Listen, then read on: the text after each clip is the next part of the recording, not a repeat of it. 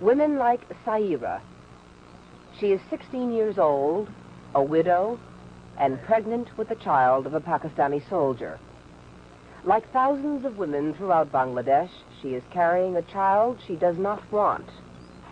She says that her husband was in the Mukti Bahini. He was a commander of the force, in the village. And this army people were looking for him, and they had broken into her house to take him away, actually. And when they were dragging him out of the house, she started screaming and protesting and crying, trying to hold back her husband.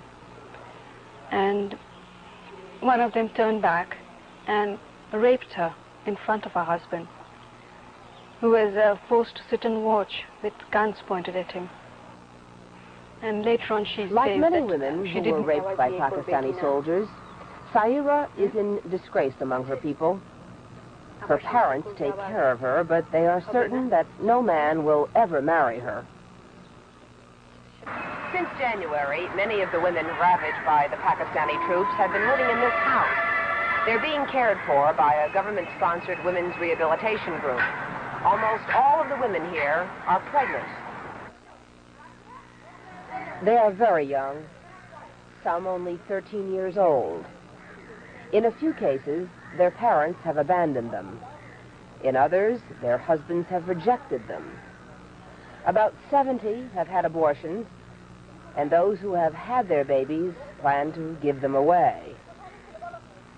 Most of the girls here were held prisoner by the Pakistani troops in the army barracks. For weeks, each day and each night, they were forced to submit to whatever the soldiers demanded. This is Rushanara, 14 years old and 7 months pregnant. She was abducted from her home in Dhaka and taken to the army barracks, where she remained for 3 months. She says there were nights when as many as 30 soldiers forced themselves on her.